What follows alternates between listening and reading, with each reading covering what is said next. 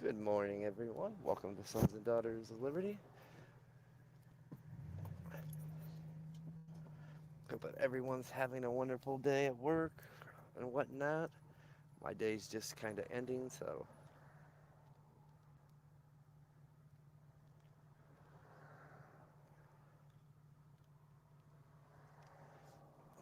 it's time for that 2 hour commute.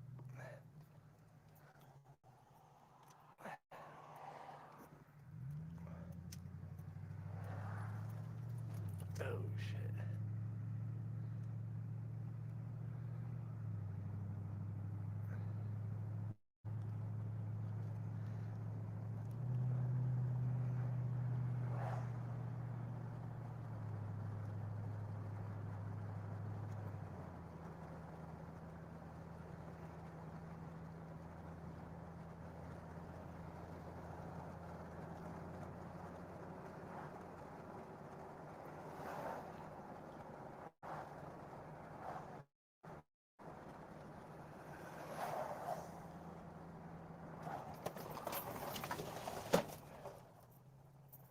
Fucking jackass.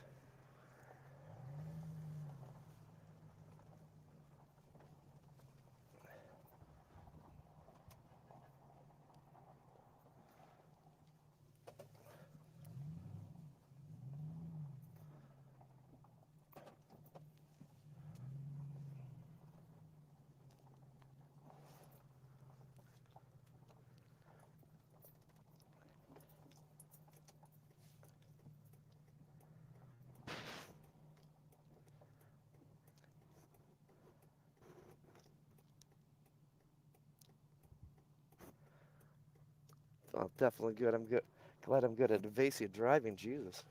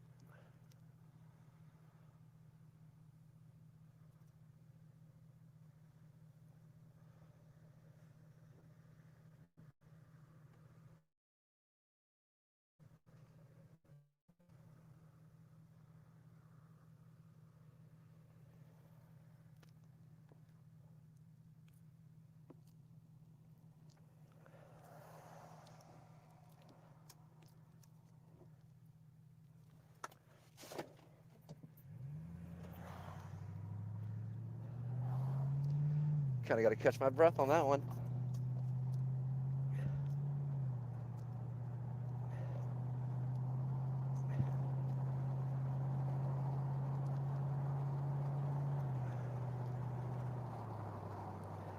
Most definitely got to get the brakes, the ABS pump fixed on this thing.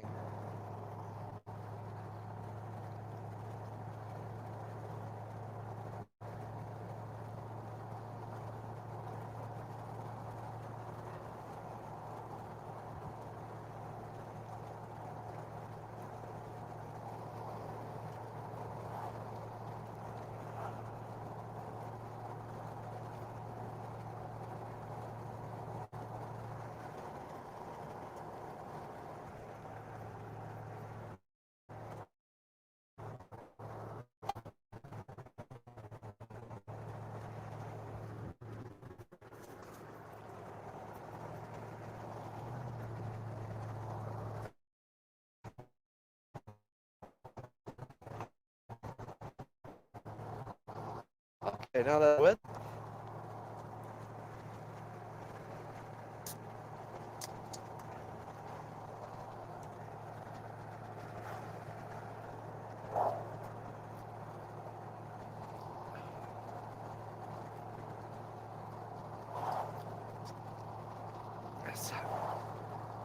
So I know everybody was tuning in, waiting for that verdict yesterday, which never came. Because I didn't think it would. I look for them. I actually seen them taking a whole day, just because it's so politicized. The fact, that I think in some of their minds, if they they would probably think, man, if we give a quick verdict, they're gonna there's gonna be all kinds of crit, criticizing and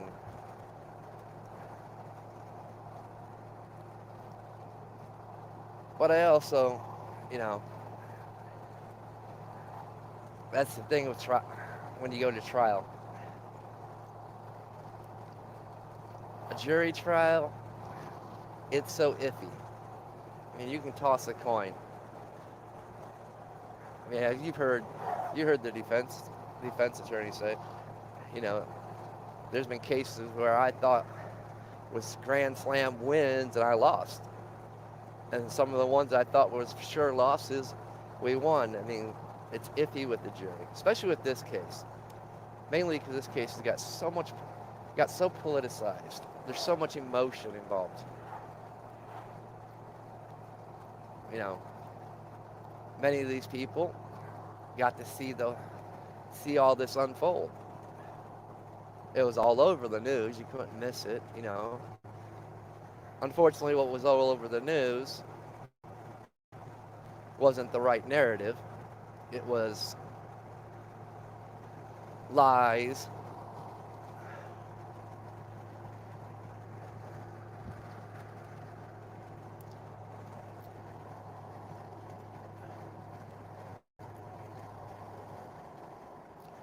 But I think today we'll definitely hear a verdict.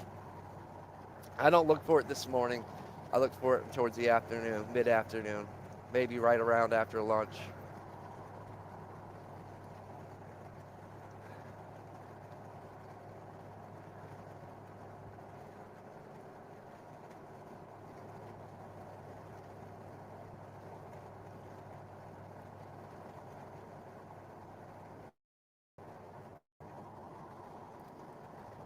There was posts and stuff going around Twitter about the U.S. Marshal. That's I agree with a bunch of people on that one.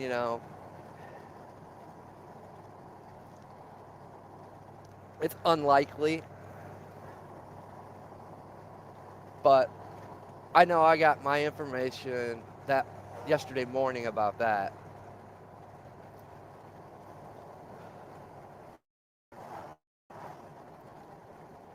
So just I was almost noon when I got the info when I heard about it, and I didn't hear about it from Twitter. So,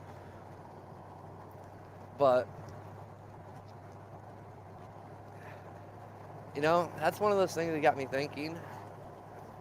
Even commented on a post. If that was the case, and the U.S. Marshal did, you know, let it slip or leak, as somebody put it, that two of the jury, they weren't wanted to do it, being fearful what might happen and whatnot. It goes to, in my opinion, if that did happen, I think it did, that really holds a lot of integrity. Throws the integrity of this case off because, the jury is trusting someone not to discuss and let people know outside of the jury room. So that is an interesting thing if it did happen because that could be grounds for a mistrial. It could be grounds for jury members if they hear about it or the judge hears about it. It could be grounds for,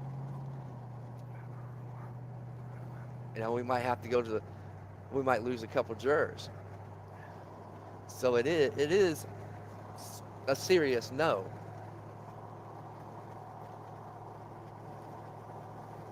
I was at work all night, so I don't know what may have transpired overnight. I didn't see anything a few times when I was on break and stuff when I checked my feeds, which is a good thing. That would have been not good for the jury to come back to the courthouse with, you know, riots and stuff going back on, destruction. So I'm hoping it didn't happen. I don't think it did. I didn't see nothing.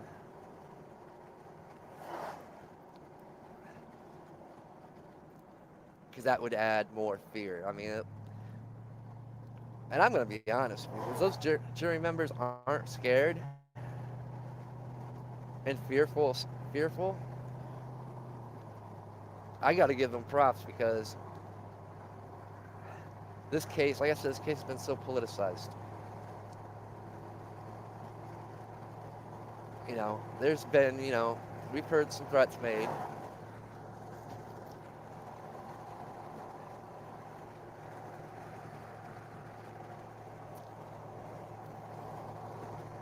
So it's one of those, I get it because, it's just like me and a few people have discussed about Kyle Rittenhouse. That kid ain't got, no matter what the verdict is, that kid's life's ruined.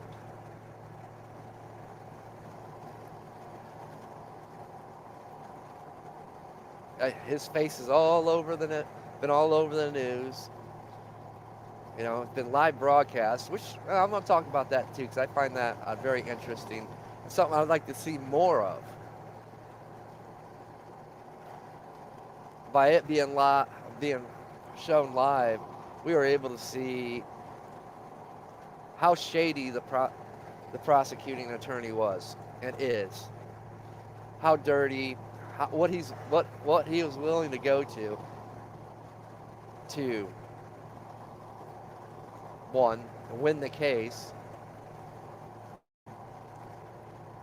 and that happens. That happens regularly, believe it or not.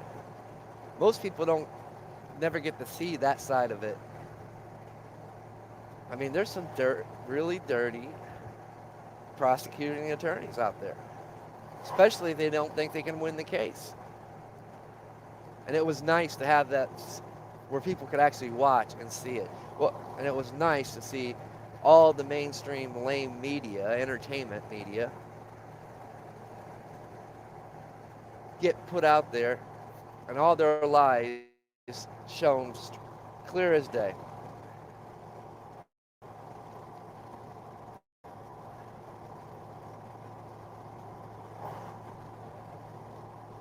You know, me and Free Spirit Prepping News was talking about my way to work last night. We were talking about why the judge didn't sequester the jury. And this judge has pretty been upfront and kind of vocal about the jury, you know. And I think by not sequestering the jury, it kind of eases the tension with the jury. It allows them a little bit more freedom so they don't feel rushed, pressed, and it gives them, it makes them feel like they're important, that they're given the time they need. So I think it's important how he did this and not keeping them over. What I would have liked to see in a verdict yesterday, I think everybody would have. But, I can tell you who probably didn't sleep last night. Kyle Rittenhouse and probably his attorneys. Something like that when, they're expecting a fairly quick verdict and it stretches out and it goes into the next day, it makes you wonder.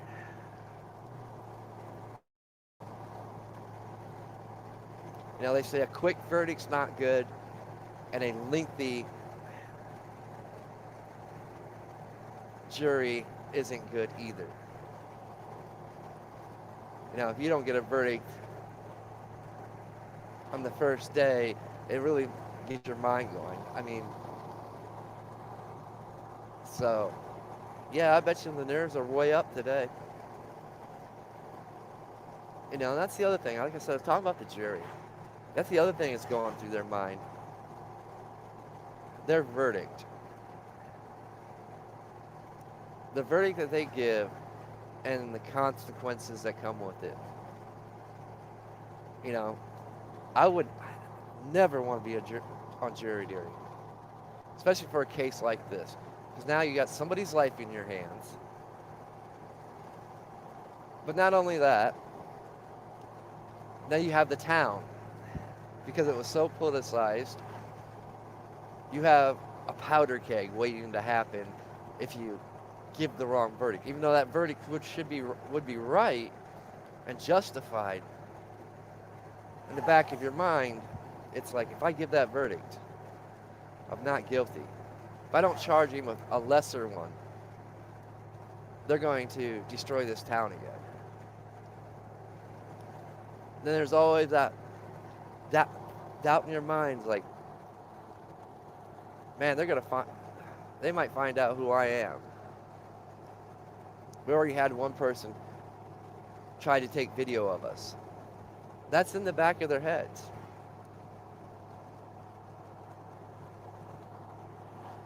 So, with that story about, the marshal said there was a couple jurors that were holding out because they were afraid.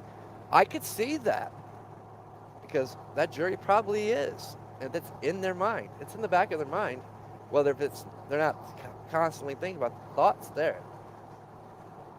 That's what makes this case so hard to even get a really fair jury trial because it was so politicized. There's so much emotion behind it. Most of these people watch this town burn. They watch the violence, the rioting.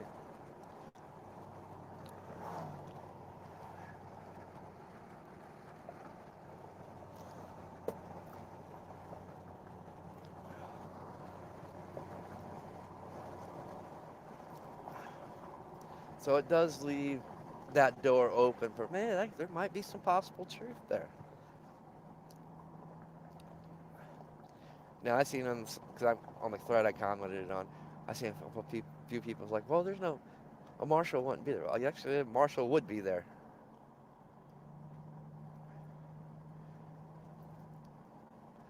What I think was interesting, right around then, right before the jury came in and basically the judge called it for the night, the crowd and protesters, they were starting to march and head somewhere else before the jury even came in, before it was even announced that, well, we're going to postpone till tomorrow, let you guys get your rest.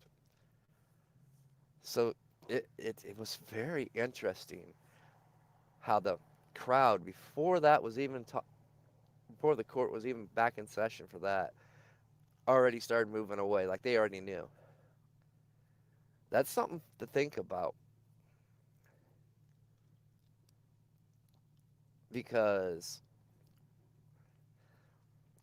you know, that's potential, if that's the case, how'd they find out that, or why did they move all of a sudden?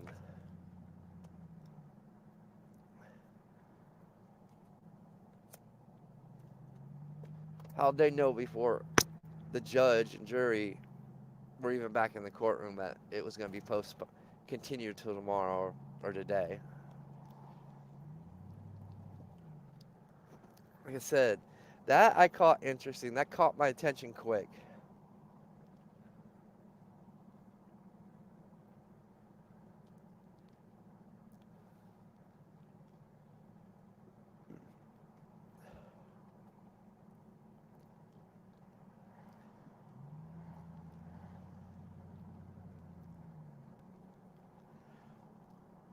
Which goes back. I mean, we've heard people say, "Well, we got people in the courtroom. We know who you are." And there's been posts and tweets about that, which, I mean, not too bright if you're tweeting about it and posting it on social media.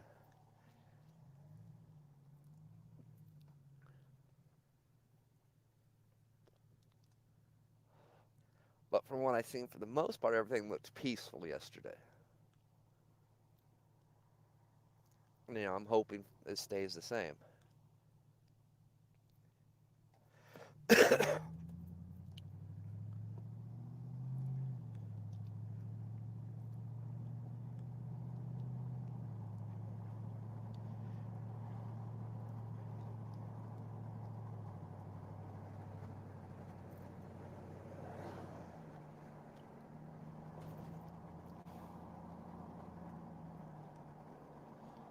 That city's, town, whatever you want to call it, it's seen enough. Truth is, we've all seen enough. We're all tired of seeing the violence, the rioting, the destruction, the arson.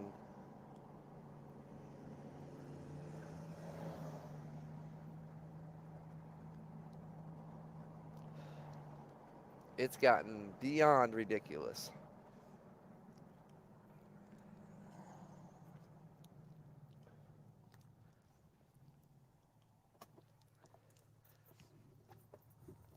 I mean, literally, they gotten carried away with it. But I mean, what spurs it besides, the social media,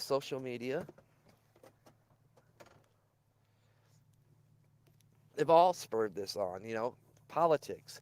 We've had congressmen and congresswomen bail people out, support, run fundraisers. It's ridiculous. And they should be held accountable.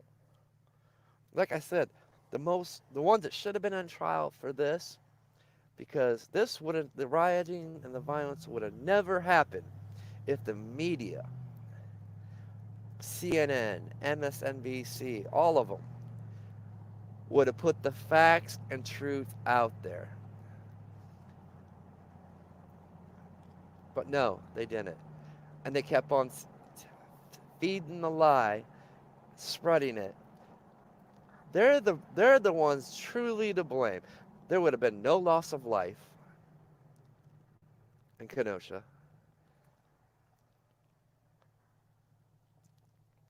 There would have been no no destruction, no vandalism, no arson if the media was honest about what transpired. They're the ones that are truly to blame. They're the ones that should be on trial.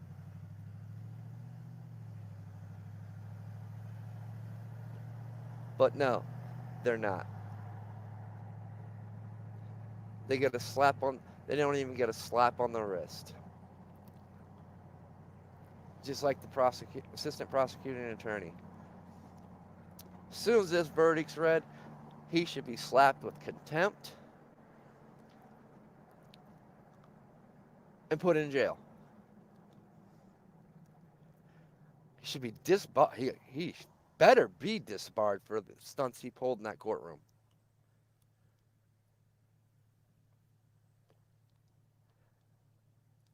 For the lies, for violating Kyle first his constitutional right to silence. Right there, that's done.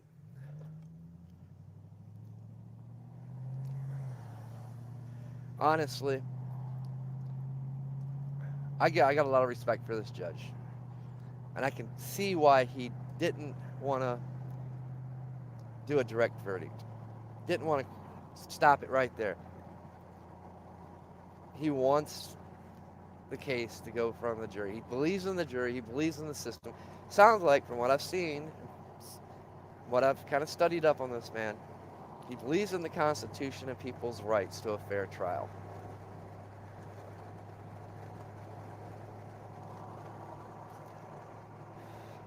And he's trying to uphold that.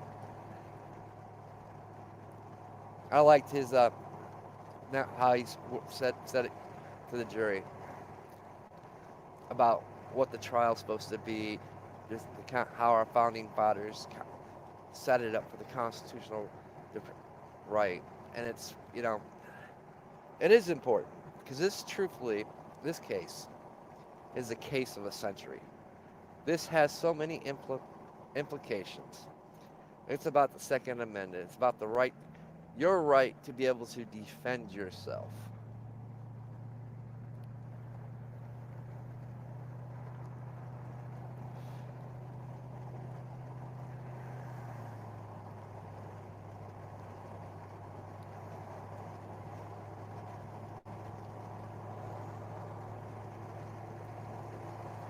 It's the right of the people to protect their property, their businesses, their homes. What happened in that town should have never happened. It should have never led up to what transpired and the loss of life.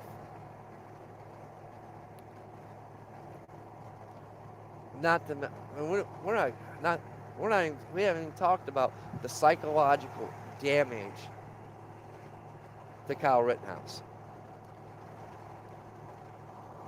He will have PTSD for probably the rest of his life.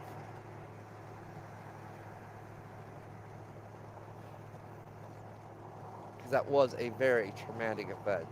Taking a life is not something a person can get over.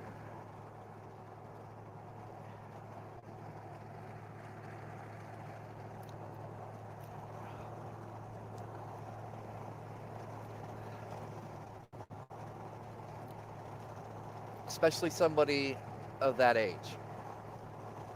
He was 17 when it happened. He's still a kid.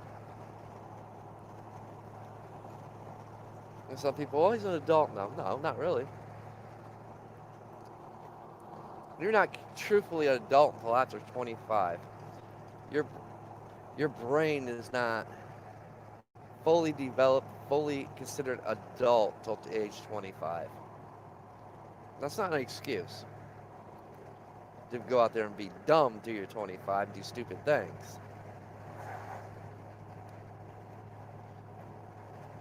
You know, most of you that tune in, you guys seen the videos. Most of you probably watched the trial. I mean, his actions was not that of, I will give you this, his actions and the way he defended himself, the poise he had,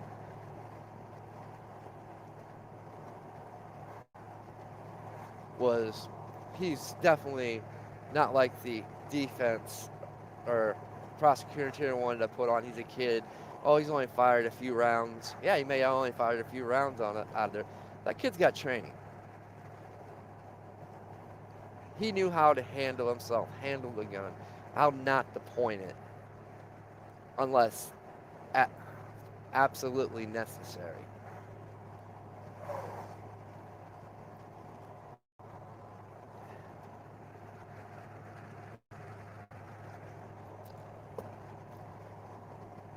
This case doesn't benefit no one anymore, other than the lamestream media that their ratings.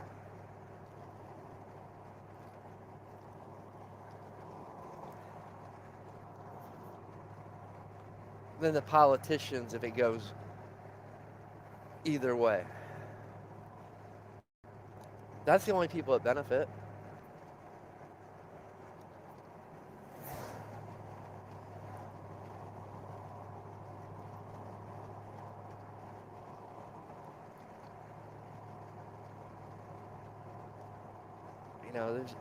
It's just it's too much. It's gotten to be too much. We lived the whole summer of this crap, and longer than that. It's been going on for a while.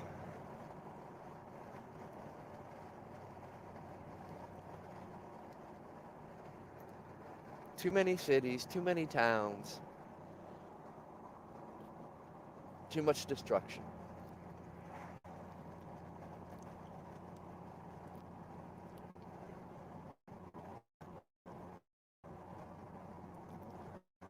All backed by politics.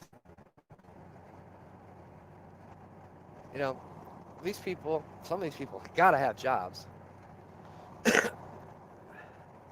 I know I can't afford to miss work.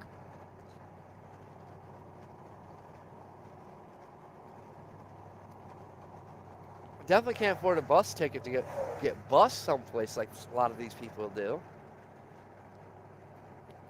It goes back, then we hear about the feds involvement. You know what? I'm tired of hearing about the feds being in all these places and don't do shit. Why don't you start doing your jobs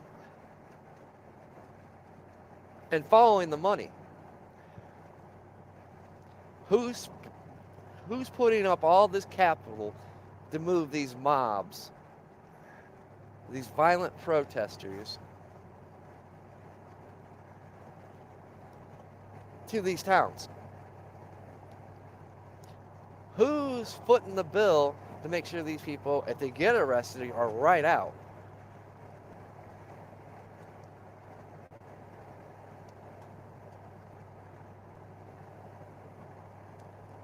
But no, you'd rather just sit in the background. Oh, we have some evidence. Okay, yeah, here. But not tell anybody until you get caught.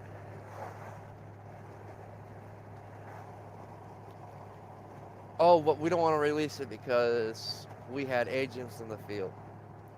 That's the lamest excuse I've ever heard because nobody would know who those agents are. But you.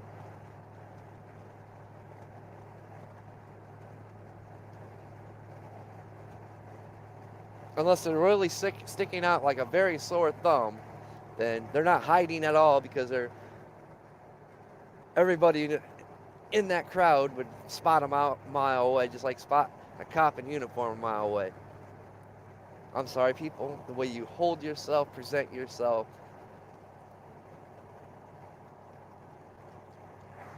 you can't hide that. That skilled.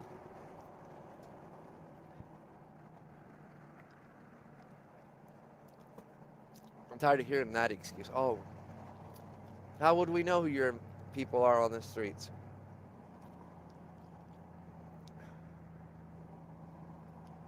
It's not like they're wearing a badge flashing it.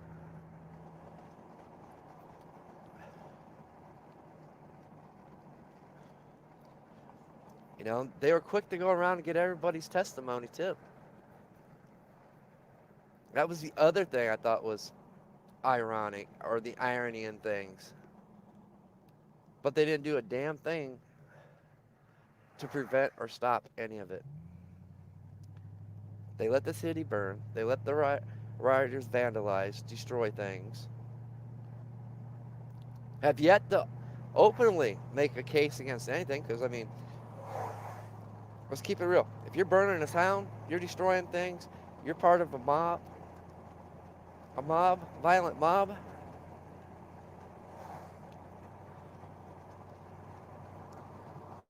By the Patriot Act and by the NDAA, that is domestic terrorism.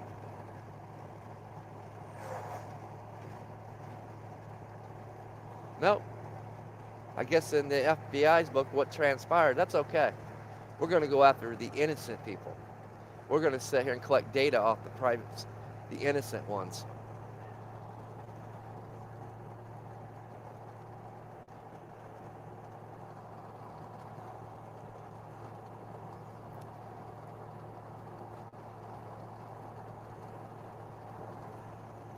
I think it's long overdue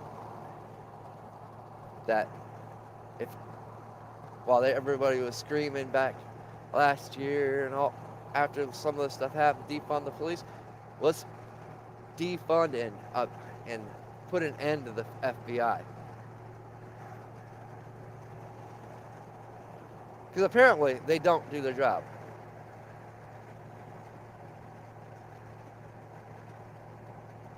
The only time they do their job is if it's protecting a politician, it seems like.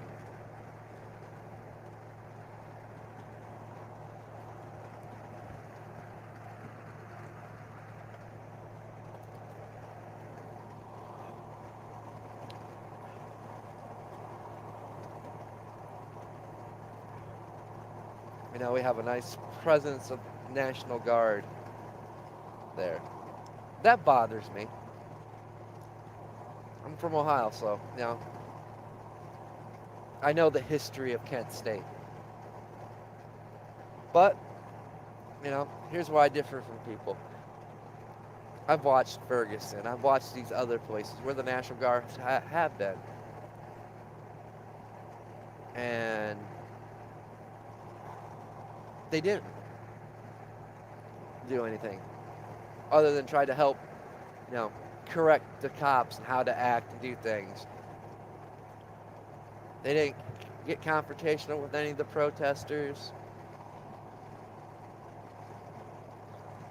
So it is interesting. But it goes back to the thing, how long will that last?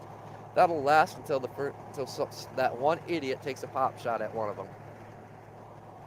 Then it'll be pandemonium chaos with the National Guard getting another black eye like they did from Kent State.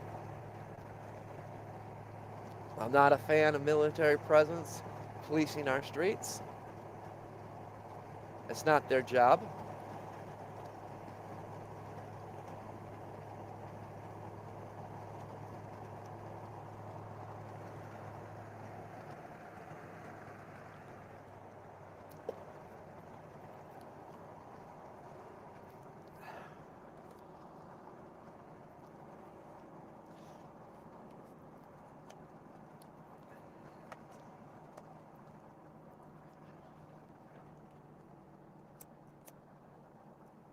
Because it usually never ends well. Now we could argue back and forth, oh, it's because they did it. Well, no, it's usually that idiot in the crowd that just gonna be an idiot. Some might say, well, it was a provocateur. It could be. Or it's just an idiot that has no care, the sociopath.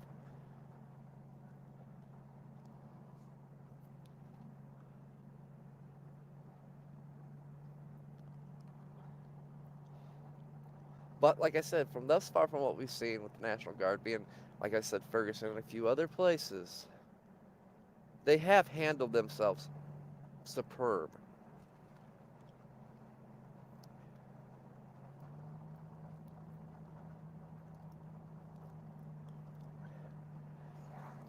That's the other thing. The police, they really don't have the training to deal with a mob.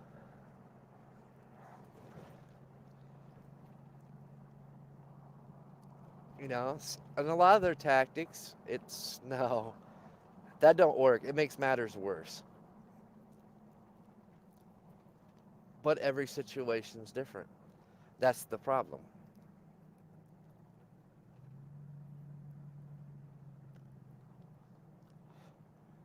When you're dealing with large groups, it's situational. Different tactics have to be employed. You can't be doing the same thing. Sitting there beating on your shields, that don't work. That's not in this century.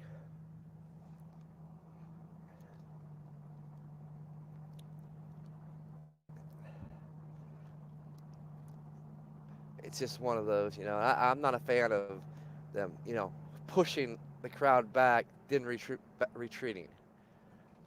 That don't work either. That just helps escalate things.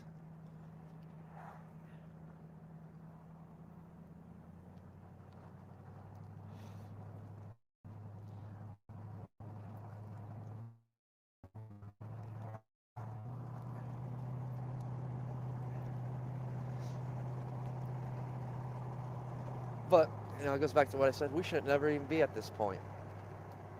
At all.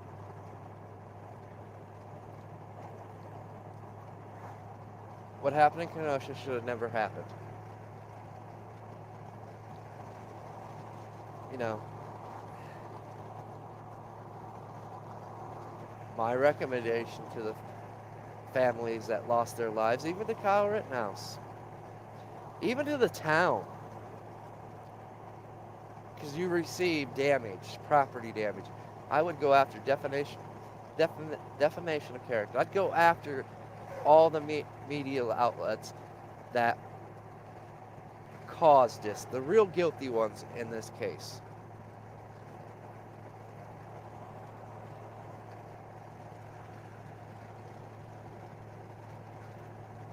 Go after the networks, go after the so-called journalists that did not report the facts, that only reported the lies and kept reporting the lies after they knew the facts.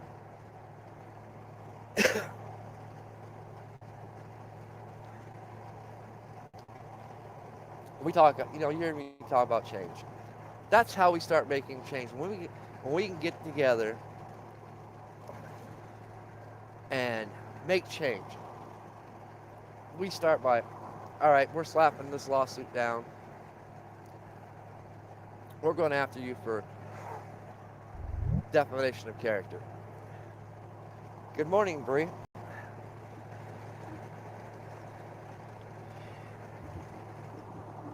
Good morning, sons and daughters of liberty. Hey, was you tuned in for my no breaks incident? No, I missed that Oh actually. my God.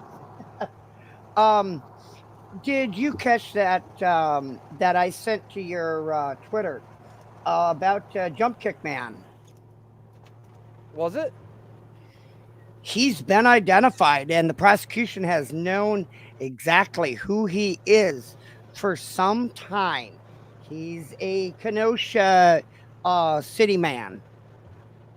I wonder. Let me go shut the All right. TV off in Well, the other room. Go ahead, keep all right. talking. While you're doing that, I'm going to explain something to people that I didn't even really know about.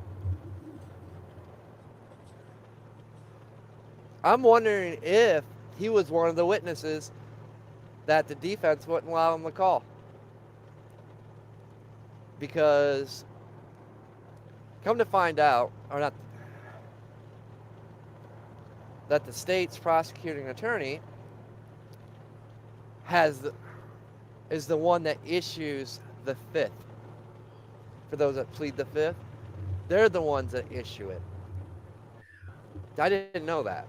Well, the interesting thing, I guess maybe one of the Well, reasons what well, what happens is if they allow them, here's the real interesting thing. If they allow them to testify, they can give them immunity to testify.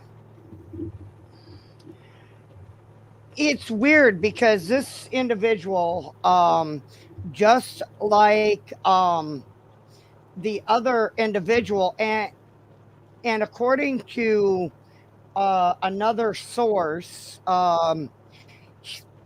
Kyle had fired. Now, if the shot count is right, Kyle fired 8 shots, and all Correct. 8 shots were accounted for. But allegedly, he had fired 2 shots. Now, every shot that he had fired uh, have been accounted for, and there were he didn't miss his mark No, anywhere. he did not. Then how That's is it? why I stated earlier the the misleading of the prosecuting attorney saying, well, he's only put a few rounds. He's not familiar with the bullshit. That kid has training.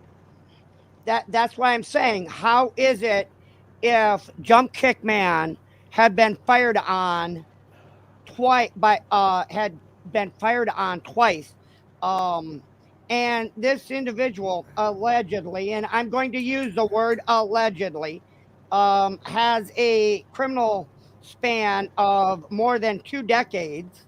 Um, if the judicial system had done their job, because he had time that and probation for 3 different major cases of pretty serious, at least 2 serious offenses. If he had been in jail, then there's a very high probability that the majority of the fallout of uh, August 25 would not have happened. Um, because everything that is been shown that Jump Kick Man was a major provocateur of the situation. If you think back up to the gas station, the Ultimate gas station, Yeah. and other locations where Jump Kick Man was seen, the amount of agitation and aggravation that, just like Rosenbaum, seemed to follow. Um, it's very interesting that yet another witness that was there and very prevalent. Then why was he not and such an integral witness to what actually happened? Why? What did the prosecution want to hide? As to why he was not brought there? Is it because he has a criminal background of more than 2 decades? You know, interesting. And allegedly, we heard that Mr. Grotzkowitz, and I'm going to say allegedly again, he had several charges um, that were dismissed. Excuse me, but isn't possession of a firearm while intoxicated a class B or class, depending upon the state, a class B or in some cases a class A felony? It's a low Most end felony. It's not a uh, misdemeanor. at most cases at least a class C felony. Um, because most states have a 0.00 tolerance for alcohol and firearms. That's the general standard for most states. So, my question is, and the fact that he had two DUIs suddenly disappear. Excuse me. How is it that these charges miraculously disappear? Um, Something sounds fishy. You know, I might be blind, but I ain't dumb. Right. And again, I'm going to use the word allegedly because I have not looked up his rap sheet, but I'm just going by what I've read in several different sources, and I'm not gonna throw their names out there because, quite frankly, I don't believe in name dropping. But if the prosecution knows exactly the identity, and it went out as far as to say the age of the individual, that that makes or the age. The only way that reason I could see, I'll play devil's advocate here. They're protecting that said person as if that he's a key witness or to another case, and they don't want to jeopardize that case, As or he's an informant. um and I was thinking about this. Then you got to figure out which fucking alphabet agency he's an informant to, because obviously the feds are crawling all the way around there. Well, and I was thinking about this last night after I shut the idiot box off. Um, if they let Kyle off on this, what's the probability? Because this is a firearms case, that uh, he, it's the jury in the state case lets him go, but the feds turn around and tag him because it is a firearms case. Well, here's what I think I would be more worried about was all this feds presence that we've found, been finding out about. I'd be worried about if he gets found not guilty, the feds coming in and hitting him with domestic terrorism charges. And that's what I'm talking about. And there was another larger channel that was saying, now you and I watched a lot of the same streams yesterday. Did you see any businesses that were boarding up, preparing for we're going to call it an event. We're not going to uh call it out. We're just going to say an event. Did you see any of any of the streams The from only thing I seen boarded up was places that were still had damage from the last trip around. exactly, that was my point. They looked like business as usual, honestly. Yeah, and most of the streams that I seen, most of the Kenosha people were like, we want to do better. We can do better. We And are better honestly, than this. all those that were protesting, it was peaceful from what I seen. Yeah. Well, there were a few people like the McCloskeys that Yeah, for you I know wasn't gonna mention their name. well, and there was a guy that had came up from Chicago that was making a whole lot of noise that was not necessary. Um, Proudly wearing a Chicago an Irish green Chicago shirt. Um, like, really, dude, you're out of your element up here. Um, and this was one of those cases that I actually had to stand with um, on the side of the black lady. And the only point that he was making was that there's over 700 people killed in Chicago last year. Oh yeah, Um, every and weekend there's at least 20 to 30. last weekend, I think there was 68. It was one of the more deadly weekends of the year. And I was like, wow.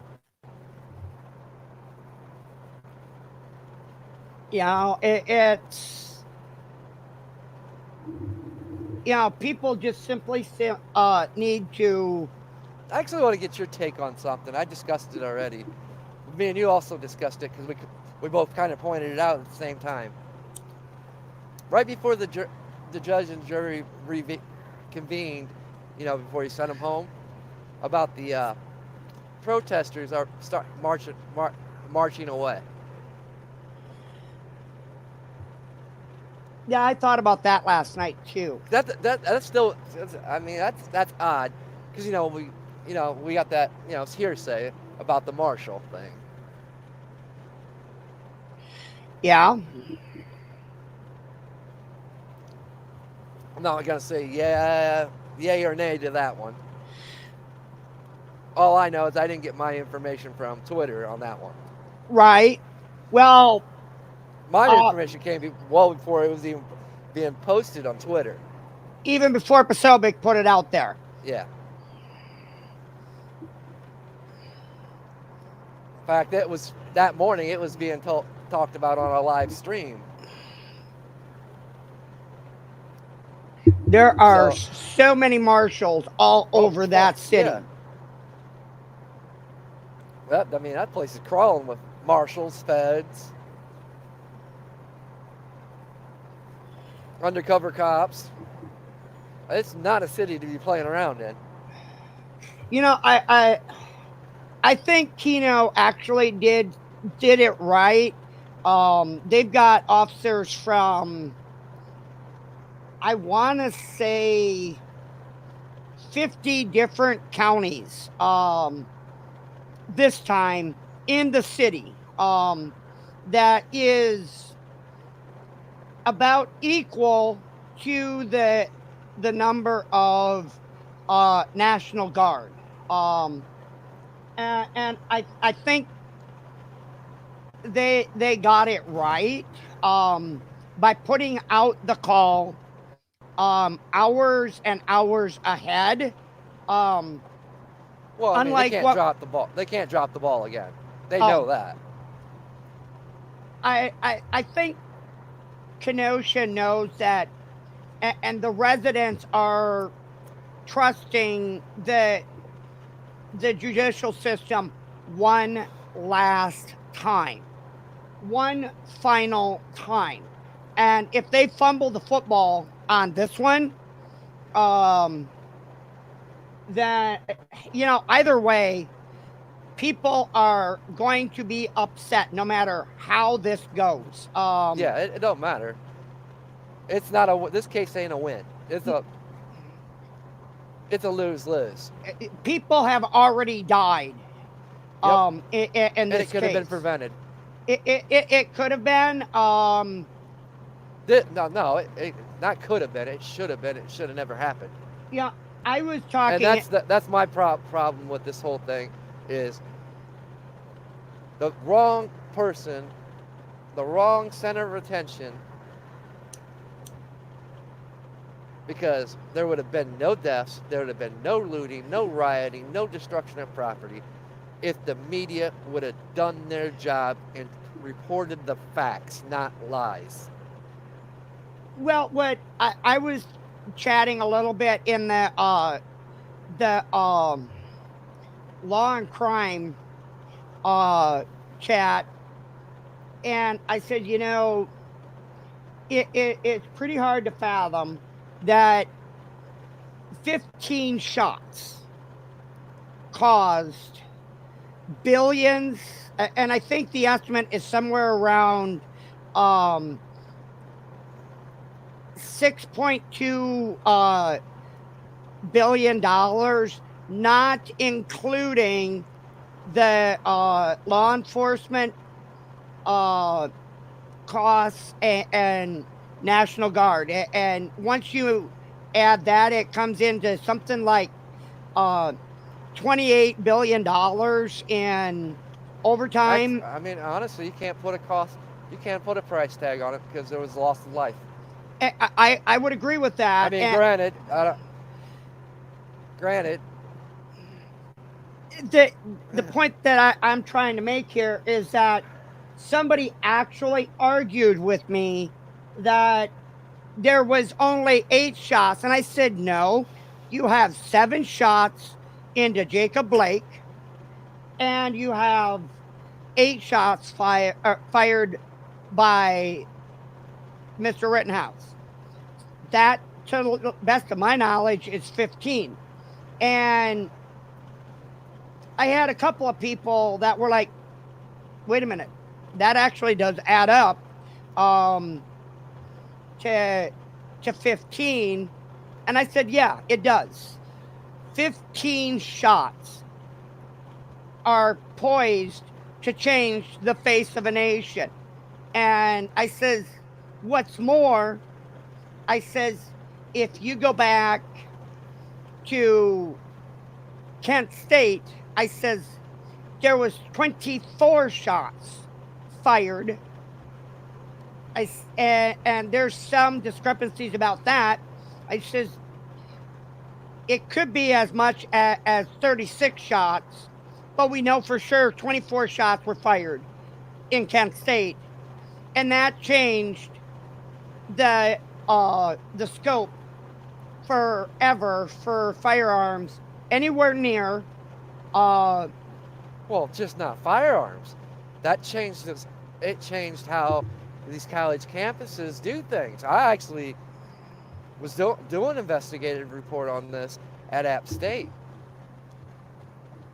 when I was there talking to the people. The shit that happens on college campus is dealt with by the college campus. So a lot of the rapes don't get reported to the cops because it's dealt with by the campus security, the campus so-called their little so-called police. So all the crime that happens on the campus doesn't reflect on The the actual county, city or the county. and that is They put the campuses got after Kent State started policing themselves and not allowing law enforcement to intervene or enter unless they were asked in.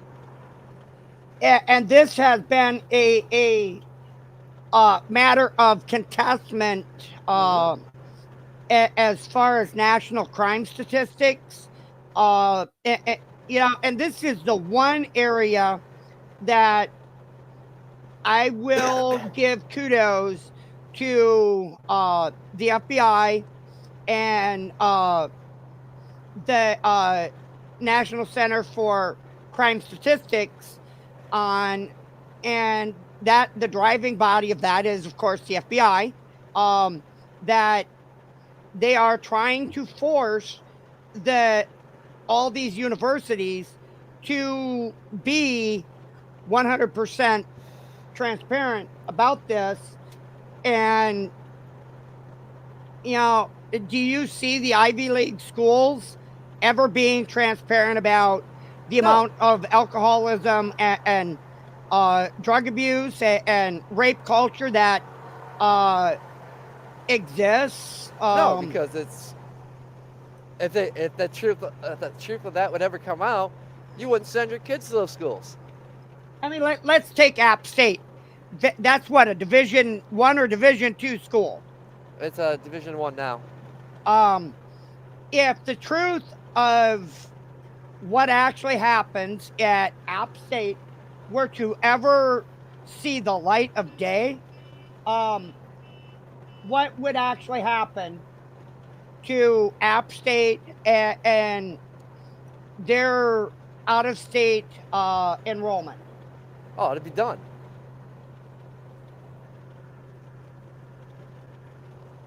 I mean, it's sad, um, but and just to touch on what I had mentioned last night on offline, they never did intercept those buses either. Oh, they're not. I figured they won it. There's too much politics involved.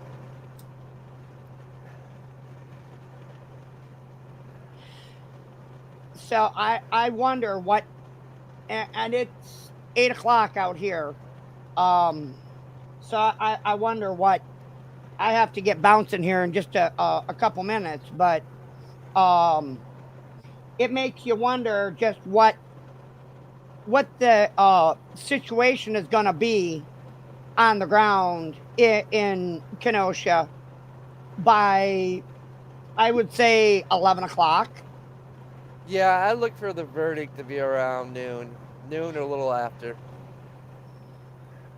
Right after lunch is served. I figure right after lunch. But I also know, I know a lot, I know that after the verdict, that's where things are going to get interesting. 'Cause then I want to see how much brass this judge really has. Yeah, that'll probably be about the last time we see that ADA. Because after that he has the right to issue the contempts, the perjuries. Yeah, that was an interesting development overnight. Somebody had went, um, who I know personally, actually went down near where somebody lives, and there's nobody there. And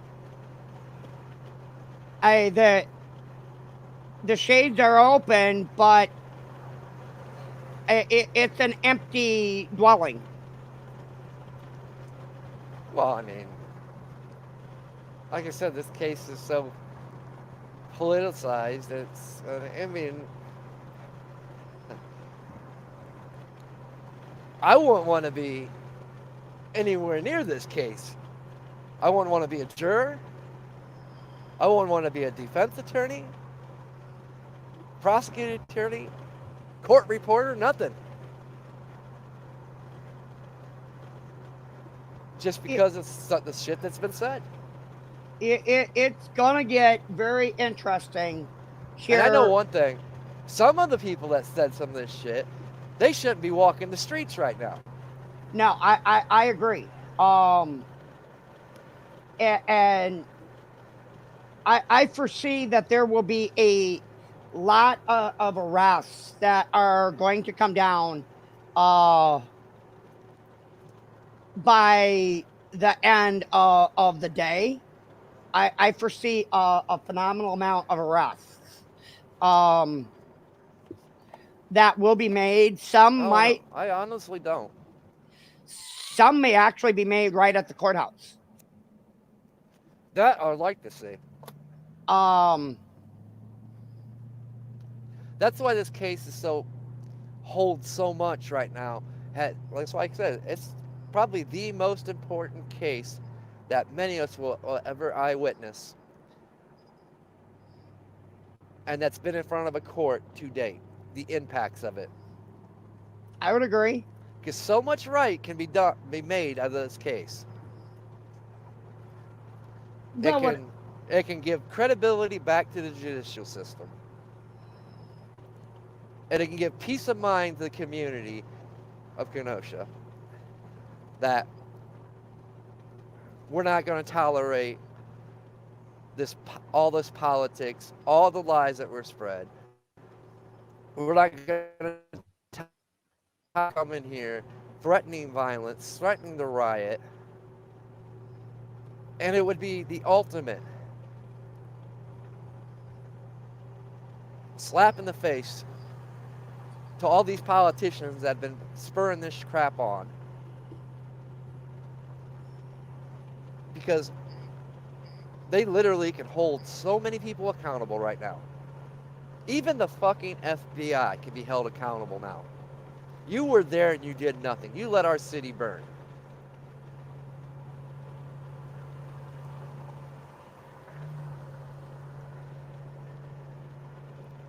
That's why I'm so glad that this thing was televised and we were allowed to see it. I wish more court cases were. I wish they were all done like this. That would put the spotlight back on, you know, where prosecuting attorneys can't get away with their little BS crap that they pull. The lying, the perjury, violating the Constitution, violating the oath of office that they take, because now their actions are right there for the public to see. you know what I found was interesting was um, that I mean, fuck, I'm old enough to remember the O.J. Simpson. yeah, that was That was a train wreck. that there's still shit that's going on about that. Um, my But I mean, other than that, that was only one that was really got any immediate attention, and it was because it was a celebrity. there was I was listening to a video last night for a little bit, and they were talking about um, making some comparisons to different events in history, and they were making comparisons to actually it was this morning um, to the Watts riots and the LA riots of Rodney King. Yeah, I remember those. I was a Um, teenager, but and I mean, there was uh,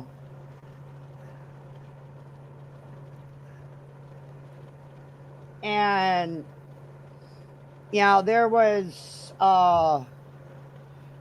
a lot of other things, and what I found interesting is right in the middle of the afternoon, shortly after about 2 o'clock Central Time, the state rested its case in another extraordinarily political case Yep. that is also a a case of self defense to a degree, um, and that weapons were involved in.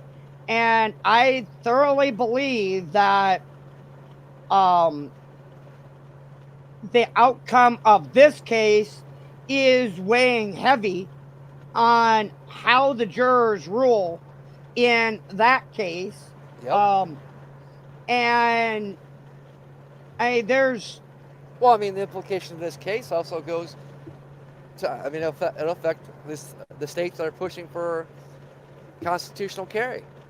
yeah, I mean, that's how much of an impact this case has. I mean, it's a constitutional matter all the way around on many levels.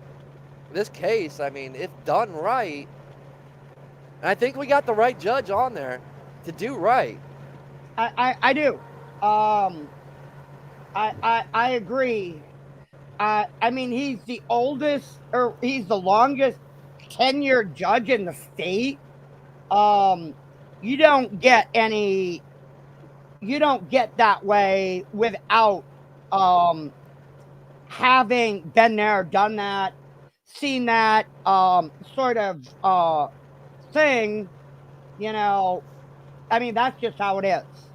Um, and And I like how, I mean, I've had a little few quirks with some of the things he's done, but I like how he's done it, how he's tried to keep the tension down inside the courtroom. oh, he's done fabulous with that. People are, some people are bashing him about the jokes and stuff. You gotta have some But levity. he's helped ease the tension with the jury. He gets it. He's a veteran judge that understands, and I look for, depending how things go with the jury.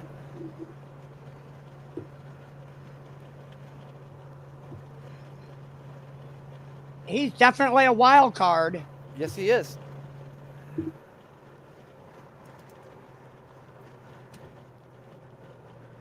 This clearly, without a doubt, it is the case of our lifetimes. Oh yeah. This we've seen a lot of cases in our lives of that were huge, but I don't think there's been another case um, that has happened in our lives that is bigger than this. No, because I mean, like I said, that the impact of this one on so many levels. We got a no nonsense judge. It wasn't even scared to take shots back at the media. Media, the prosecution, you know, you don't usually see that. That's usually not aired. No, Not until like I said, I after. like how this was done. I wish more cases were done like this. A lot of people would get a fair trial, and that's and he's mentioned it. You know, it's gotten to the point where this one case, you can see, hey, there is still potential for our judicial system. There's hope. Yeah. If every county um, in every state had a judge um, like this one, And then this judge ain't about the politics either. No.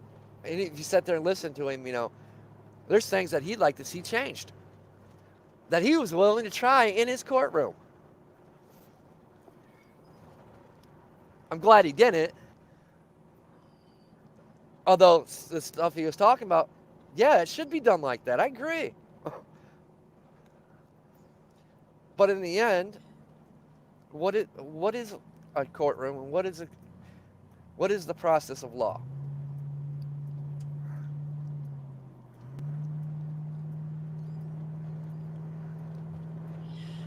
It is your interpretation of a law, how you sell that interpretation to the judge and jury. So in the end,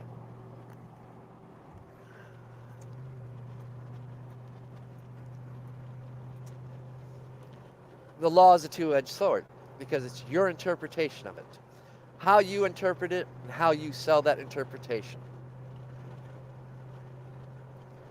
You don't need $1 million lawyer. You just got to have a mouthpiece and charisma. Well, we've seen that these defense attorneys definitely have that. Yeah, but and it goes back to the was it Greek or Latin? The Latin. phrase about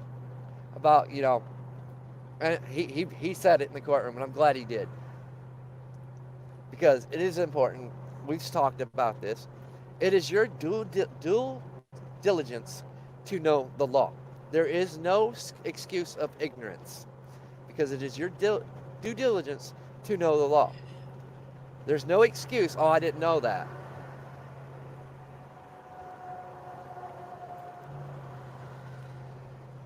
And I want everybody to understand that. That's why we talk about you need to pay attention to what's happening at your state level, your state legislation, what they're passing into law. That's why we got to always pay attention to what Congress is doing, what our dementia patient 101's doing, trying to do with the executive orders. Because it is our responsibility and it is our due diligence to know that. And yes, the laws change every day. The best book you could ever buy, every year, what's the name of it? Black laws. Yes. There's all your laws. There's all your court cases. There's your reference. And it's not a cheap book either. Oh, hell no. But it's the best investment you could ever make. Because you never know. That's why, people talk about, oh, you're conspiracy theorists, you're a truth. I'm none of those things. Don't even try me with those labels. I am that I am. Whatever label I choose fit for the day. And I don't use labels, so. Because labels are meant to divide, subjugate, and enslave. I'm not a Republican, I'm not a Democrat, I'm not an independent. You're a human frickin' being. I'm not red-pilled. That's a joke. Yup.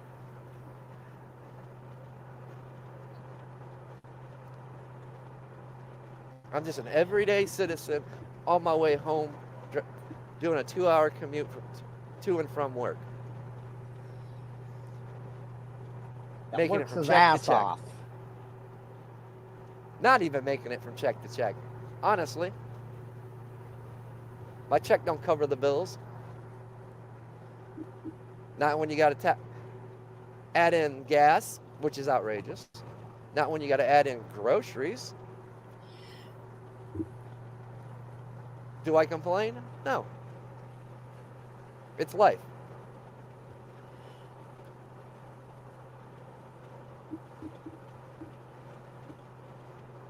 The things I do complain about is these illegal laws they keep doing, the way our politicians our so-called congressmen and congresswomen, only thing they do is lie, cheat, with, steal, with no accountability. with no accountability.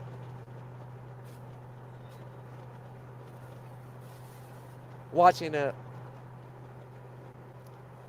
assistant prosecuting attorney abuse the Constitution, abuse his power, lie, commit a crime by pointing a gun at the juror or in the jury's direction, because that is a law. Yep. He actually committed a crime in the courtroom, and actually Yeah. committed a federal crime. Yeah, and I actually have the photos tucked away in a nice safe spot. And you know what I thought was so funny about it, and it was not a laughing matter. He just talked about it in his arguments, Yeah. saying Kyle raised his gun. He committed a crime. You know what I thought during that whole exchange when the defense came up and wanted to show the rifle, he made sure in front of the camera that that rifle was clear. He Yep. would not take the word. He wanted it proven on camera that it was clear. And he never held the point of the barrel up. No, no, he kept it at a below 15 degree. Yep, like you're supposed to. Yep. You know, like I said, this case has been educational to watch, educational follow. You know, we've It's had a been bunch of great. educational on every level. Oh yeah, there's been a lot of great opinions and views on it too from other people. It's actually stirred a good debate amongst people. Healthy debates, Yes, not argumentative or speculative, any of that stuff. you know, and it showed the power of the citizen journalist. It Yep. really did. It showcased the power of the citizen journalist, And who I would consider more of a journalist than the person sitting in front of your TV.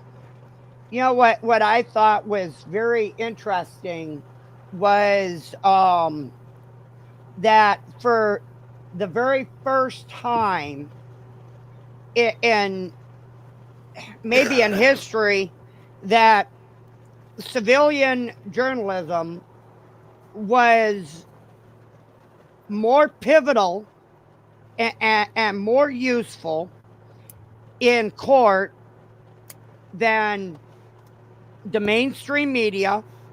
And as was, I can't wait to hear your response uh, to the what was alluded to in the new Veritas video. When you see that, your jaw is going to drop. About uh, Honestly, I mean, I think there's going to be another important case to follow, but I'm not a fan of Project Veritas. I um, very seldom, unless I'm actually something this is one. triggers my little spidey sense. This is I this don't one's watch his about. videos. This one is about the Tegna uh, media group and how they're trying to retrain the journalists into going away from journalist integrity, and it's more about other things, such as biodiversity and all this other Yeah. garbage. Um, But and that's old news if you think about it. A lot of yeah, these, like CNN, Fox, MSNBC, a lot of these are fucking FBI, CIA fucking trained operatives. I mean, keep it real. There's been documentation on that.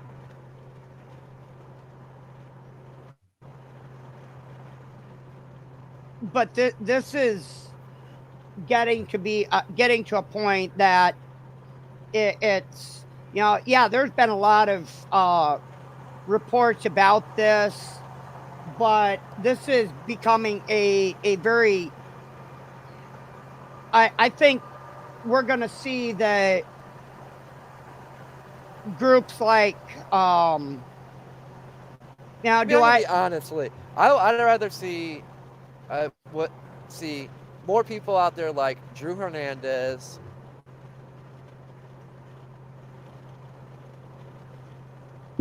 doing that because he kept his opinions basically to himself.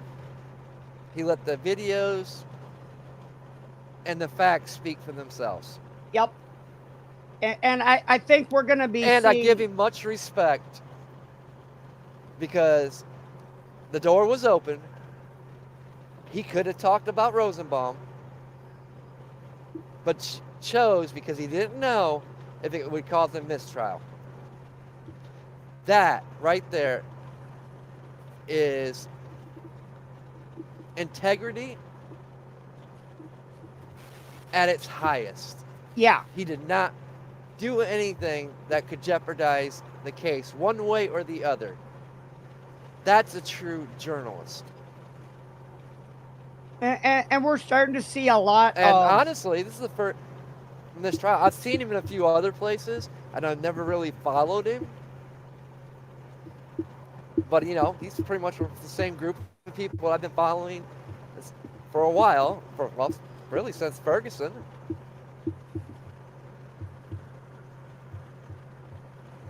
And I've watched so many others.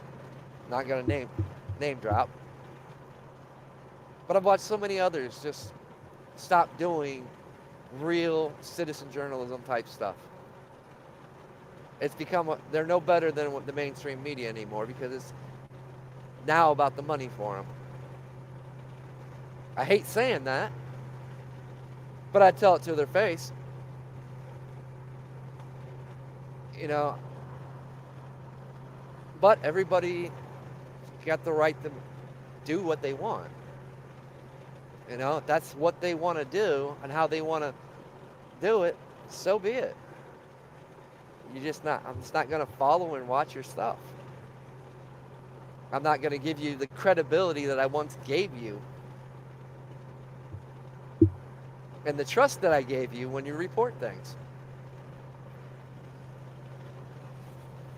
I mean, I look at what Tim Pool's done, and I've watched him change. Because before I followed him because it was a different opinion. Things he said I didn't always agree with. There was that little, getting out of that echo chamber. yeah. He made me think, question things, because we had the different mindset, different opinions and views on things. But then I watched how he changed. I got a lot of respect for that man. It's like I got a lot of respect for B. Rich. Now he does some things I don't agree with. Sometimes says some things I don't agree with, but still got a lot of respect for him.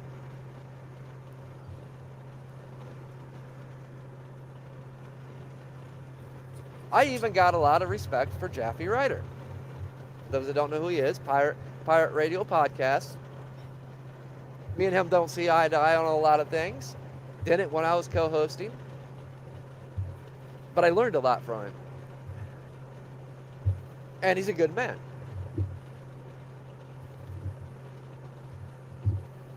Keep talking. I got to make a quick phone call. I do my thing the way I do it.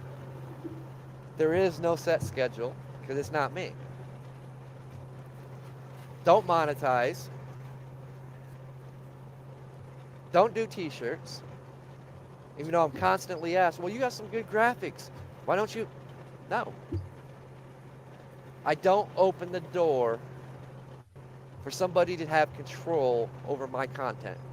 Control over what I can say and can't. Could I use the money? Hell yeah, I could. That'd be nice. But no, it don't work that way. It doesn't work that way. The day I allow somebody to, oh, let me do an advertisement on you, advertise my stuff. Then the day I say something that they don't agree with is the day they want, well, we're, we're going to pull our advertisement. Well, you can't say that. I can say whatever the damn well I please. If you can't respect that, then you have no business being affiliated with anything I do. And I just don't open that door. That's the problem. Too many people open that door because everybody could use a little extra money. I get it. But that when I created this channel, when I created Sons and Daughters of Liberty, I had various reasons why. Part of my history. And I'm a direct descendant of John Rutledge. I understand the Constitution probably a little bit better than most. I understand why things were done. Why? I have inside knowledge because I've read some of the journals. Read a lot of his journals. At least the ones that are still in the family. I understand the mindset of that time. I get it.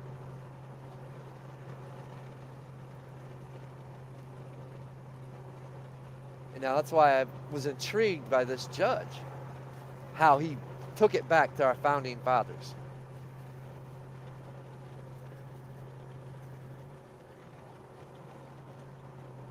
Because my founding father, he helped write so much of the law.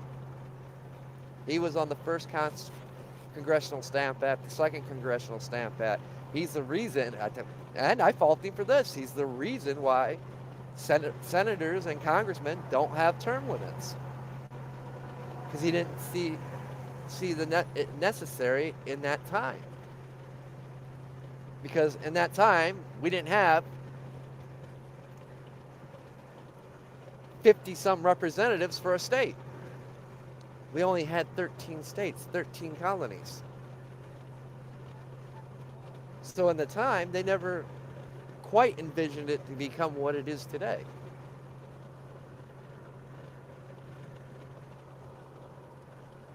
And that goes, yes, some things do need to be changed. Other things don't. Our Constitution does not need to be amended or changed. It is common sense and very understandable in black and white as it is written. It's the politicians that try to mislead, reinterpret, and it's not their place. Now, that's technically and solely the job of the Supreme Court. But we also know our Supreme Court can't be trusted anymore. And that's why people have this, well, one of the reasons why people say that. Hey, Drew, I got to run. All right. One of the main reasons why, everybody sees our judicial system as a joke anymore.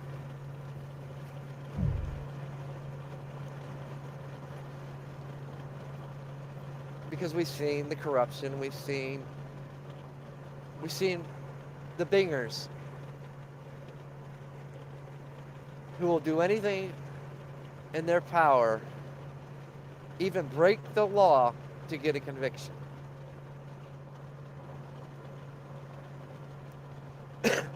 We've seen politicians, they'll do anything in their power to change a law to protect them, but yet the everyday citizen will go to prison for.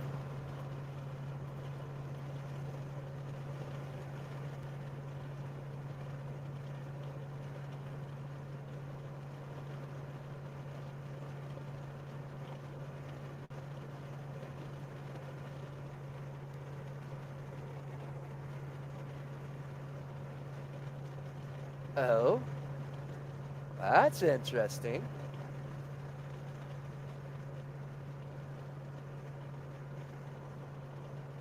I'm not even going to speculate on that one.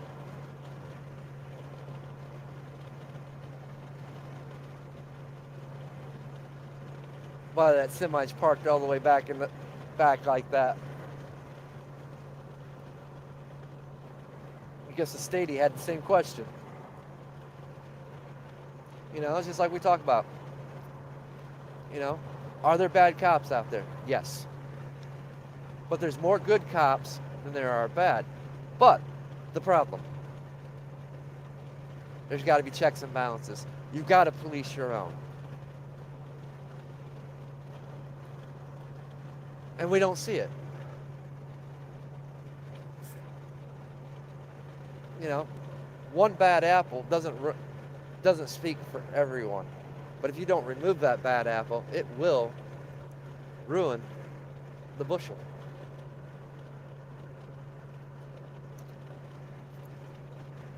Especially in this day and age. Actually, more so in this day and age. You know, I agree with what Sword Point 9 said in the podcast we did Saturday. There's still a lot of good FBI agents. It's the upper ones that are the problem. The one that the ones that dictate what they can and can't do. You know? It's like that in every system. You know? Go to work. There's good workers and there's bad workers. There's some that get protected when they shouldn't.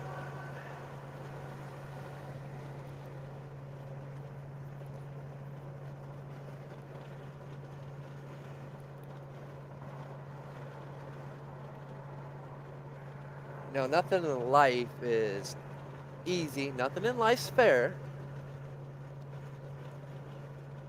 But it's how we react to the situations. How we choose to bring about change. It's like I said, I'm not electing a politician based on what he says. Actions speak louder than words. A person's actions is what I will judge you by. Your actions, not your words.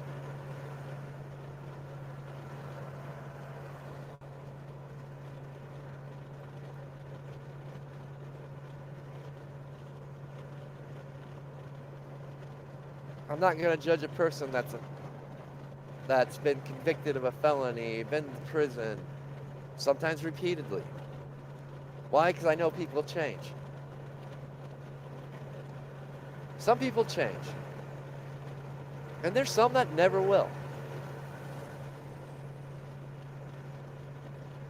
I guess I had a unique perspective on this case and this trial. Why? Because I actually didn't follow it. Yeah, I heard about it, but I never looked into it. Never looked into what was the catalyst. So I got to view this through fairly clean perspective eyes.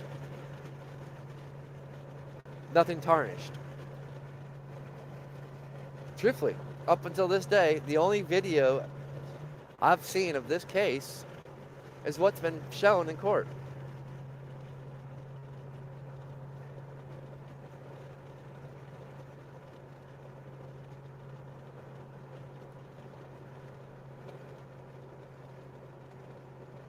And it gave me a unique perspective.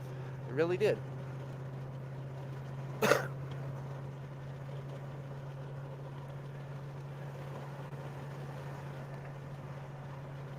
I heard about it. I've heard what the media said, but I paid it no mind because I don't pay anything that the lamestream media says as factual. Even if it is factual.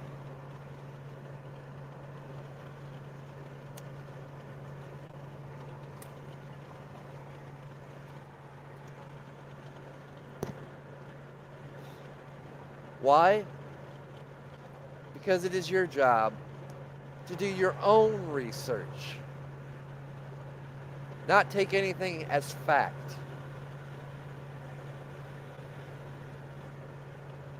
You should be questioning everything.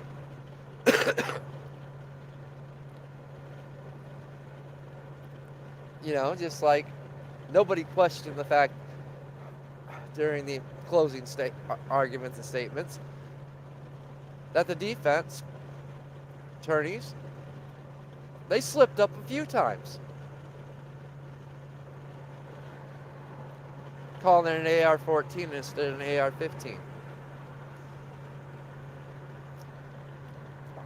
Touching on a subject that kind of got the prosecuting attorney in trouble too before, you know, just like the prosecuting attorney using the word victim when they were specifically told they weren't to refer to them as victims.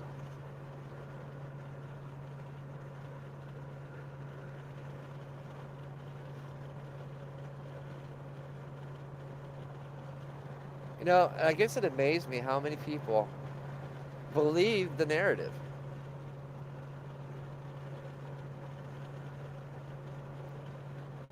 That they heard from this news.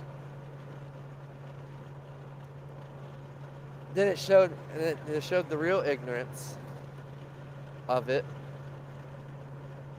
when they won't even bother to watch the court proceedings and see for themselves the truth. Facts.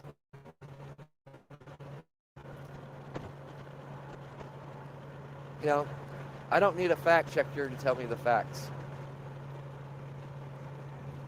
I can discern facts for myself. And I really don't need a fact checker to quote me facts when they're getting paid to quote a one-sided fact.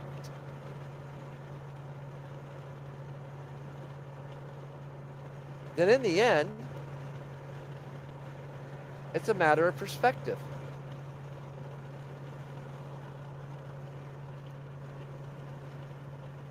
You haven't walked a mile in my shoes, lived a day in my life. You don't know how I've come to my conclusions, my opinions, my views on things. Just like I haven't walked a day in your shoes. I don't know how you come to your conclusions, your opinions, and your views. Because our everyday life, the experiences we go through, the trials, the tribulations, the successes, all those things contribute to our state of mind, how we see things and perceive things.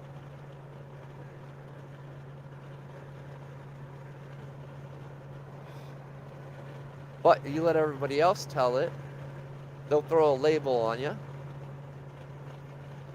call you a conspiracy theorist, a truther, or any other colorful label. Oh, you're alt-right, you're white, so you're a supremacist. I am none of those things.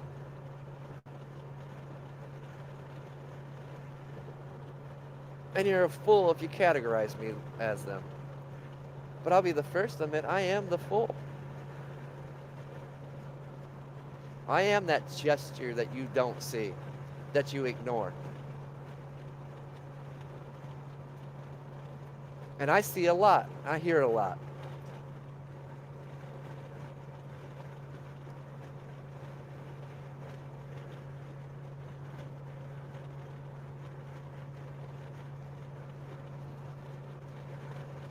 And from time to time, I'll be that philosopher that speaks my mind and theorizes and debates things.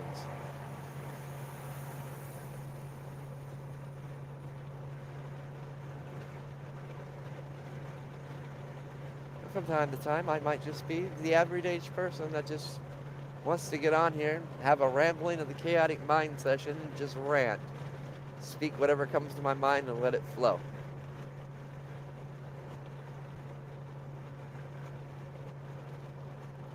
Yes, I talk about a lot of things.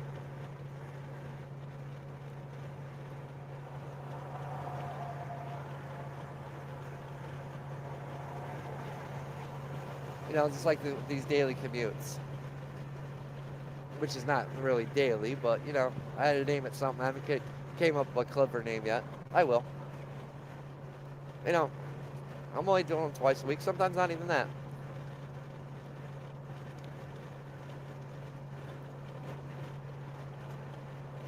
The only thing I don't like about them is I can't interact with the audience. I can't see what's being put in chat. Would love to, but no, I ain't doing it.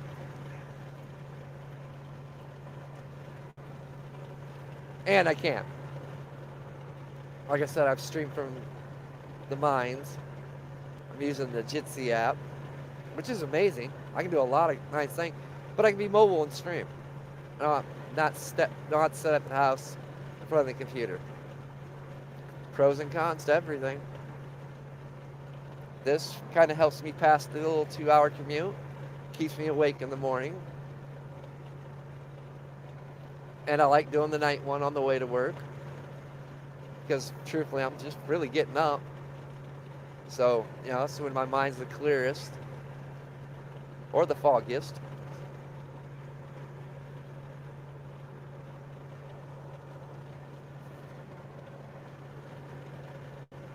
It's just different, something new. And most of you know, I tend to go on hiatus a lot. That's mainly because I only come on and talk when I feel the need to. Not everything that happens is worth talking about, honestly.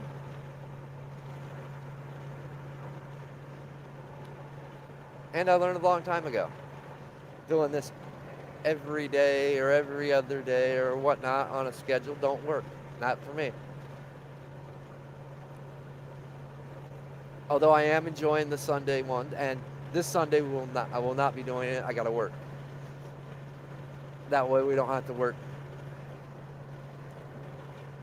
Wednesday night, which is my Thursday.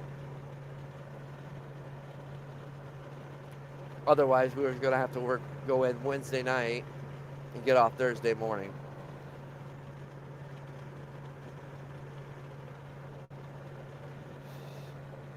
Which I ain't mad because I end up with almost a 5-day weekend out of it.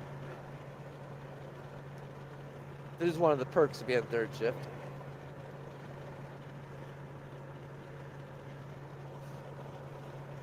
And this year alone, I've put in a lot of hours, so I'm actually over 370. By the time the year's over, I'll be over 400 hours overtime. Now, I was doing 13, 14-hour days for almost 3 months.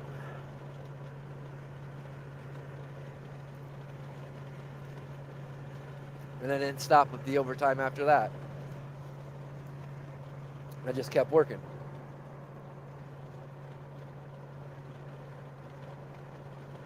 But I still got things in. I still found the time for myself.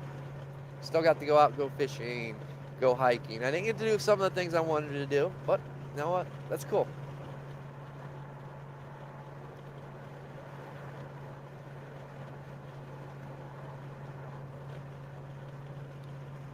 Last couple of years, I'll admit, I put the streaming kind of on the back burner. I started focusing more on me and the things I want.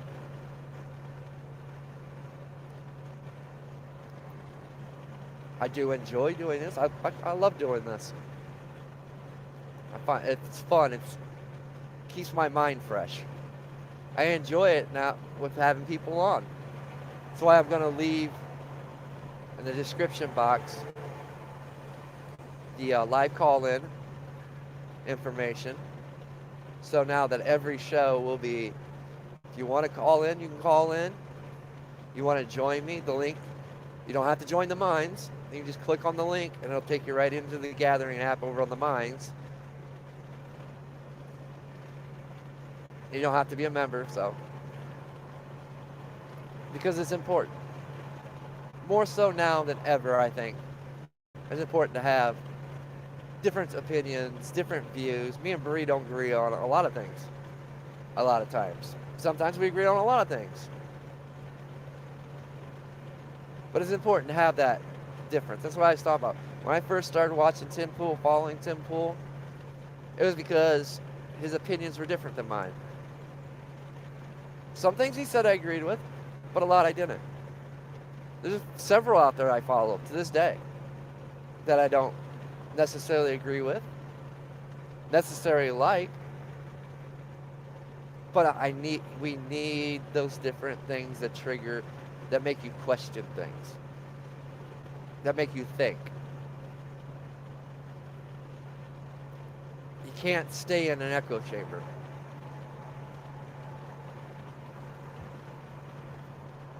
I know, I think the worst thing ever taught to anybody is balance. Finding that balance, your zen. No, we need opposition. We need chaos. We need things to happen because that spurs growth. That spurs conversation, that makes you question things. We need things that trigger us because that makes you think, question things. Why'd that bother me? Of course, you might not ask it at first when it happens, but later you're going to set back, man, why did that bother me? Why did I let it get to me so much? It's healthy for you. Free. It, hel- it helps also break those psychological warfare games that they play that we're bombarded with every day.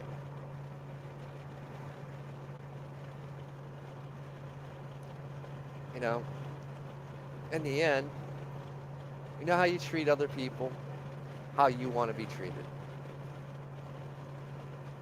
Yes, you might not agree with what the person says. Be respectful when you comment or when you're in their chats. You know, don't go there looking for a fight or to bash them.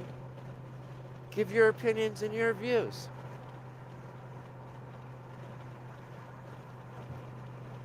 Why you think that? Because we learn from each other. Believe it or not, we are always learning from each other.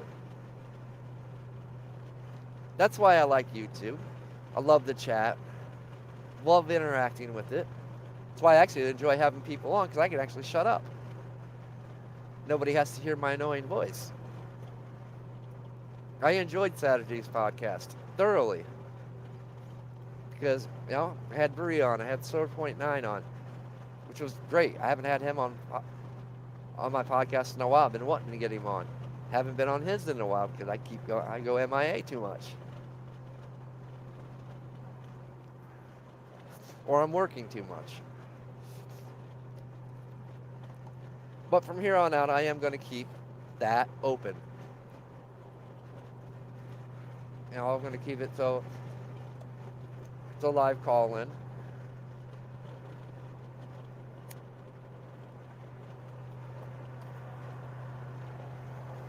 We'll talk about whatever. I don't mind. It don't have to be a set topic. Actually, I find some of the best podcasts are the ones that aren't set topics. The ones where people just get on to start talking. They might start on a subject, but they get off on various things. And I'm getting better at getting shorter podcasts in.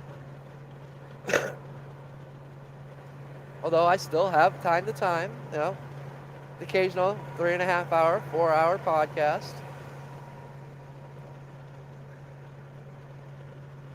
But here of late, you know, I've been keeping them around hour 30, hour 40. Which is kind of why I'm enjoying this daily commute, because it's, you know, kind of helping me. Okay, it's roughly about an hour, depending on traffic, an hour and 45 minutes, hour and 50 minutes, sometimes 2, drive.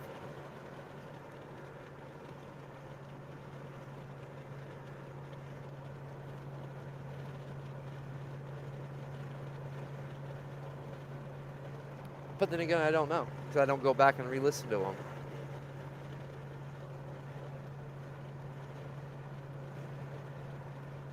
I don't edit my videos.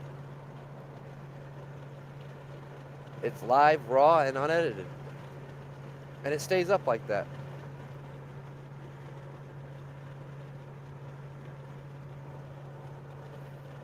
And I'm working on the colorful language.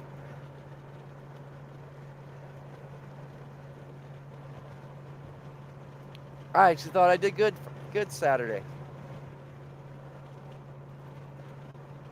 I was actually being Have. Of course, I wasn't talking much either, so I think I slipped up once. And I solely blame that on Bree and Swordport 9. It was their fault. Nah, it happens.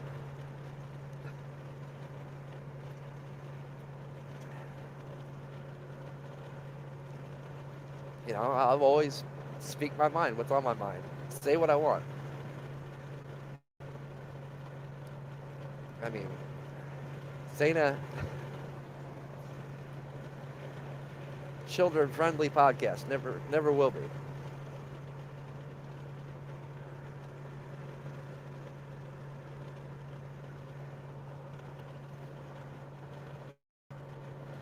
Now, it's usually why I try to do them in the evenings and later, you know. Because I get it. But at the same point, you know, I want to be respectful to other people that want to watch it. And, you know, try to keep the language to a minimum. But I will never make no promises, nor will I hold anybody that comes on to those same rules. It's just something I'm trying to do to better myself. Because like I said, freedom of speech, freedom of expression, you have the right to say what you want. And that's where the respect part comes in. And I'll try to show everybody a little respect.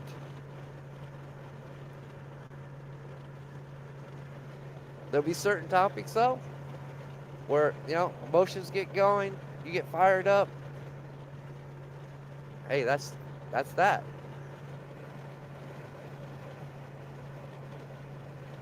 You know, everybody's got their own way of doing things, so that's the way it should be. You know, we kind of live in a day and age where everybody wants to copy the next person. Be original. Yes, it's cool to aspire to have the big broadcast and stuff if that's what you want. Go for it. You know, we could use more Tim Pools out there, Joe Rogans.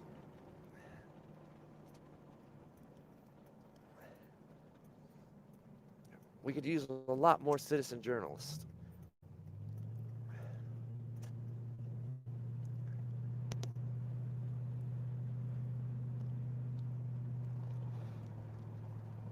We could use a lot more free thinkers that's going to talk about any subject, no matter what it is, without fear of who they're going to trigger or offend. Those who aren't scared to have anybody on their podcast.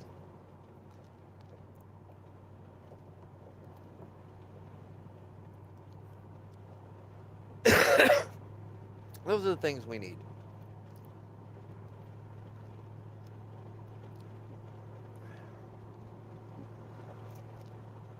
Those are the damn hiccups. Those are the small changes that I keep talking about that we can make. That will make a difference. It's not going to be overnight in these things. Seeing people come together to get different views and opinions, having great conversations. We need more of that. We need a lot more of that. Because what's that do? That helps break that division amongst us. that helps break those labels that we categorize ourselves with. But my commute's almost over. Hope you guys enjoyed. You know, guys, keep Kenosha in your guys' thoughts in the back of your mind. You know, I hope everything stays peaceful. Nothing outrageous happens. Because, like I said, this case is important on so many levels.